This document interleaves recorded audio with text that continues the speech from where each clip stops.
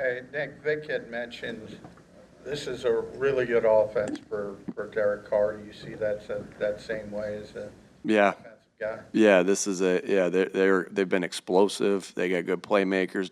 Uh, Derek's playing really good. And again, a lot of respect for this offense and what they've done, and these last 2 weeks. And so it's definitely going to be a challenge. What happened with CJ? Yeah, he tweaked something yesterday. I won't get into the specifics, obviously, but we'll see how today goes. Is there still a chance AJ plays on Sunday?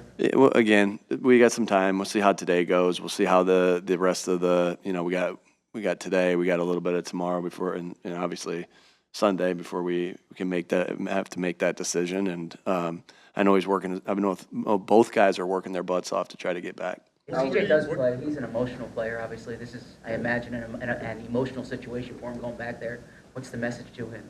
Yeah, I love my message always has been to him is I love his emotion. I love his energy. And always use that. He's got such an awesome personality that always use that personality to bring people together. And so, be yourself, have fun out there, show your emotion. I would be crazy to tell him not to show his emotion because I show my emotion. But show your emotion, do everything within the rules of the game, and because people feed off that. And so, again, love his energy and just his personality. How have the players responded this week? Yeah, I thought we've had a good week of practice. Obviously, we're not done yet. We got a big one today to go out there and have a good practice today. We had a good meetings this morning. We'll have a good walkthrough. But they've been great.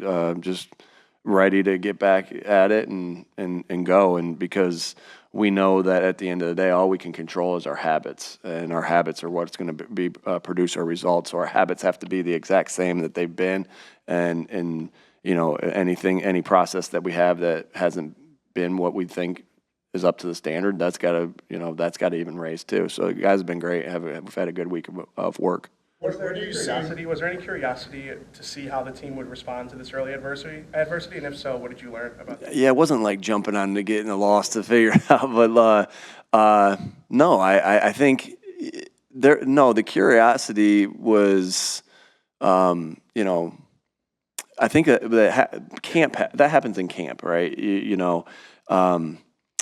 You have good days in camp, you have bad days in camp, and so it was kind of like answered in that portion of it. So I think again, we treat everything like it's game. When we go out and practice, it's like game like, right? And so those things are answered in the preseason, but naturally, right? The consequences of losing a regular season game. So it may be a little bit, but I think again, like I said, guys have really responded well. We're 1-1, and we're ready to go out there and play a good football team and get back out there on the field on Sunday. But we gotta have a good practice today.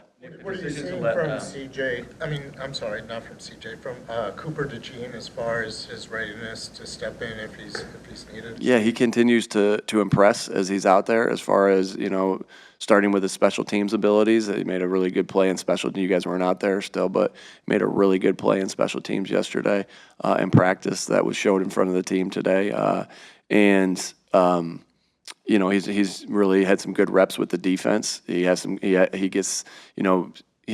reps with the defense, and he also gets reps on scout team. And so he's just, I think he's been stringing together practice after practice after practice, and our confidence is continuing to grow in him because we know he's a good football player, and I know he wants to be out there on the field and contributing to this team. Nick, the decision to let Jalen address the team after the loss on Monday night, is that something you thought about in the offseason as like a... No, I think those things happen organically, and as Jalen, what happens in those scenarios is Jalen, while everyone's walking in the locker room, he got emotional himself and was started to talk to everybody, and when he started to talk to everybody, it's like, man, this is exactly what you want to happen from the leaders on your football team, and really at the end of it. There wasn't anything for me to say because he said everything I would say, and he said it with great emotion and great care, and and so we like I said, I just said, hey, let's take a knee. And that's something that I talk to these guys every single day, right? We have team meetings every day. We have, I break down practice. Sometimes I just say, hey, that's after a practice too. Sometimes I say nothing and I say, you guys got it. Or sometimes I say something. And so like when the leaders on your football team are are preaching exactly the same things that and are your core values and are important to the football team, like that's like that hits different. That even hits. That's awesome. That's the best thing that can happen. That's the best message that you have. Sometimes you do that in team meetings, like if I feel like something that I'm saying is I've said it a million times and I want them to hear it from another person's perspective. That's where you use video clips of, I don't know, I'll say Roger Clemens saying something. I don't know why, the first person that's popped in my mind. Roger Clemens talking about the same thing. Or, we talk about connect. We've shown that Phillies video from the 93 Phillies team of those guys connecting and talk. So that's just teaching, right? It's not always me talking. You find different avenues to do it. And Jalen had an opportunity to do it, and he was awesome. Like, it just showed how good of a leader he is, and I just really appreciated what he said, and the team appreciated what he said, and it started the process of, hey, getting over that loss and going on to the next one. Nick, Vic said yesterday that Zach Bond had never seen chop blocks before. Isn't that something that should have been addressed in practice or camp? Or yeah, you do that. You do that in camp. You do that in practice. Now, I always talk about O-line, D-line, or full go, right? Even though you're not tackling to the ground, O-line, D-line, or full go, but we don't let them cut in practice for obvious reasons. Same thing with a tight end slicing back onto a defensive end. You wouldn't want that collision in practice, but you drill it and you try your best to make sure, just like you do with tackling drills. Even though you're not going to the ground, you're drilling it and trying to practice that. And so Bobby King has practiced that. Our defensive line that happens to them too. That they continually to practice that. So you just got to find ways to drill it. Now, if it happens in a preseason game, when Zach had some preseason reps, then that'd be, another thing too. But, he's drilled that, and Zach's played defensive end as well. It's different. It's a different block when a tight end's coming back to slice across, or an offensive line on quick game is coming out to cut you.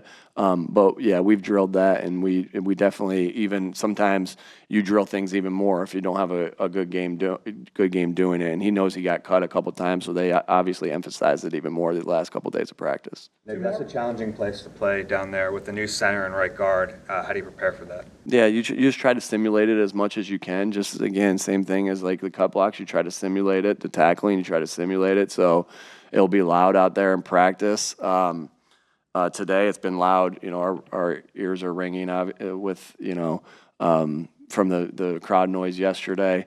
And sometimes you try to even put it up a little bit loud. Like we have it up as loud as the speakers go, but to make it louder, sometimes you actually use, instead of music, use the crowd noise, which can become annoying, but that's what we've done. And so communicating and being on the same page, and the noise is one of our keys to win this game. And that's really any time you're on the road, but especially in New Orleans. And so those are our key. That's just, again, like a rain game. You put water on the ball. You have periods with water on the ball. You do all those different things.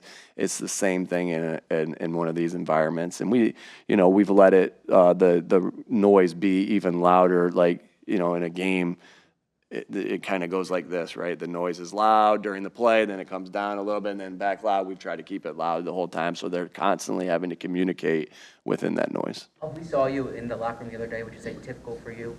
I guess, what's your approach or philosophy with that? I'm sorry, Zach. We saw you in the locker room on Wednesday, which is atypical. I was actually going around to ask a couple guys a question. My approach is usually that's their space. I don't go down there. There's a barbershop in there, though. I'll get a haircut in there. But that, and every once in a while, I might go play a game of ping pong with somebody. But that's their space to be together as a football team. The only time I go in there is if I know they're in there at a certain time, and I gotta ask somebody a question or talk to somebody about something. That's the only reason I was in there the other day. All right. Thanks, folks.